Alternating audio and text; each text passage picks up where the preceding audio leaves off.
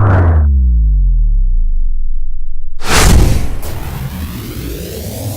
going on, guys?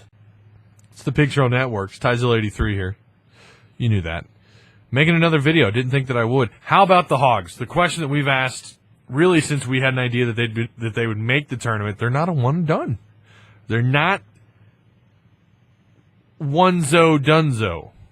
They're into the second round, on to play. Oh, just the Goliath of the tournament, North Carolina Tar Heels. Anything's possible, right? So we'll have to wait and see on that. That's what we're going to get into here, actually, a little bit, just a little bit. We're going to talk about the Seton Hall victory and a lot more. And before we get into this matchup against Seton Hall, before we get into the stats, special shout-out to the wife, Mrs. Zilla. She's done great dealing with the kids. She's the only reason why I've been able to get some content out today at all, so big shout-out to her. All right, starting off with Seton Hall. From the field, these guys would shoot 38%, 26 of 68. From three-point range, it'd shoot 6 of 17. That's 35% from three-point range. From the free throw line, remember what we said. Remember what I said earlier. They're not a very good free throw shooting team. They went 13 of 21 at the line. That's 60, right at about 62%. But the area where you were a little bit concerned was rebounds for Arkansas playing against Seton Hall. They're one of the best rebounding teams in the country. They had 46 total rebounds, 21 offensive rebounds to Arkansas's 8. Wow. 25 defensive rebounds, 10 assists, 6 steals, 4 blocks, 15 total turnovers, 18 fouls, and a very controversial, I say very, but and when you read the rule book, maybe not so controversial, but nonetheless, people are calling it a controversial technical call that happened at the end of the game, the final minutes of the game. For the Razorbacks, 28 of 60 from the field, 46% from the field. From three-point range, they only had 7 attempts outside. They'd make 3 of 7 of those. So that puts them right at about 43%. 18 of 23 from the free throw line. That puts them at 78%. 32 total rebounds. Remember, 8 offensive rebounds to 21 to Seton Hall. 13 assists, 12 steals, 7 blocks. 10 total turnovers and 20 personal fouls. For Seton Hall, their leading scorer was Carrington. No surprise there. He is their leading scorer after all. He had 22 points. He logged 36 minutes. And Delgado would be their second leading scorer with 12 points. He had a game. He had a double-double. He also had a block. He had a game. Did pretty well, too, at the free throw line. He was 4 or 5. So, again, Delgado, 12 points, 13 rebounds. 1 block. For Arkansas, I'm impressed. Some guys stepped up. Thomas, who had 13 points, had really the best game of the year so far for him. 5 total rebounds, 13 points. He logged 31 minutes. Moses Kingsley, of course, would be the MVP. 10 of 13 from the field. 33 minutes is what he logged. 23 points, 4 blocks in this game. He had 4 blocks. That's crazy. 6 rebounds for Moses Kingsley.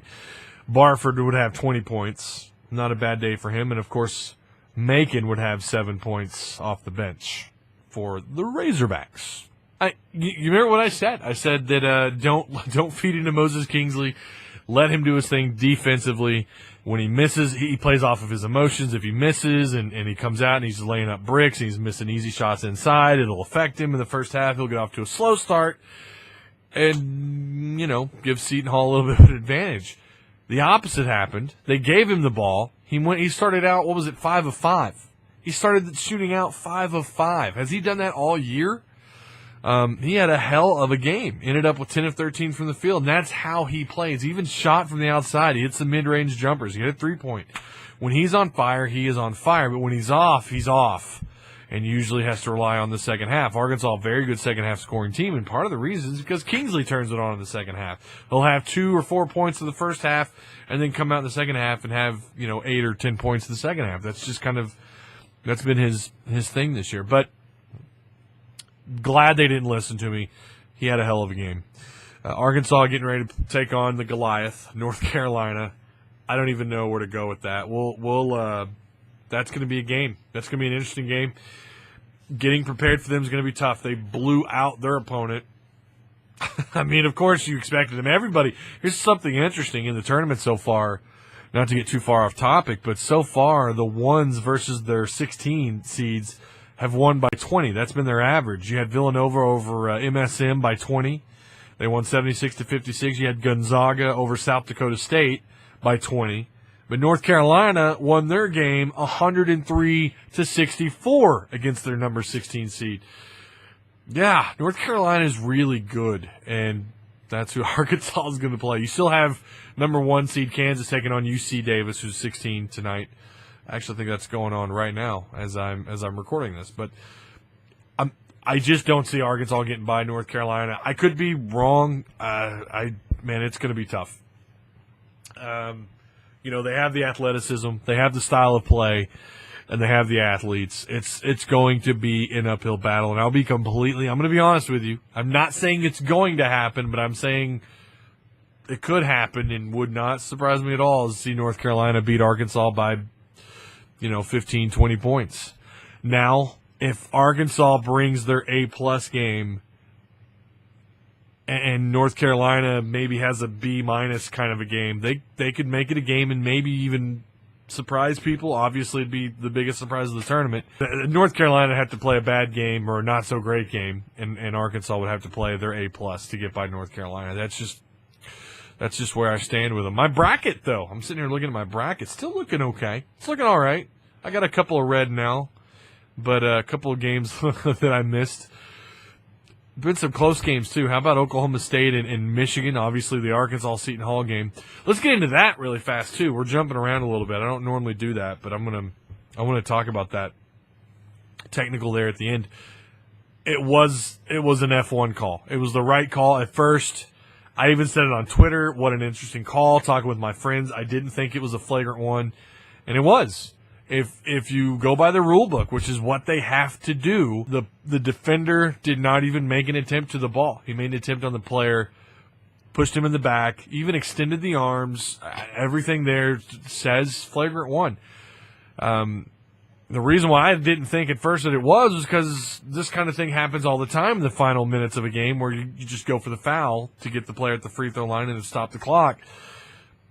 And you see that happen all the time, and from time to time you do see players fall down. And then, of course, you had the tripping, which, again, I thought was not a result of the push. That's neither here nor there. It's all about the fact that he did not make an attempt to the ball. In fact, now that everybody's talked it over, it's not so controversial that it was indeed the right call. It sucks because Arkansas's been on the end of that before. They've had some calls go against them. It's too bad for Seton Hall. You still don't know what happens if that hadn't happened, but regardless, it was the right call on the court. But congratulations to Seton Hall on a great year. There's no doubt in my mind that is a great team. I was really impressed with their bigs. I was really impressed with their ability. I mean, they even took the lead a couple of times. They really played possession to possession with the Arkansas Razorbacks. So congratulations to Seton Hall on a great year. Maybe they'll get back next year and go deeper into the tournament. For the Razorbacks, they got to get ready for North Carolina. And again, like I said, it's not impossible. Improbable, yeah, not impossible. We'll have to wait and see. So Arkansas, North Carolina, the next matchup for the Razorbacks in round 2 of the tournament. And let me know what you guys think down below. Give me scores, give me predictions down below in the comments section. Thanks a lot, guys.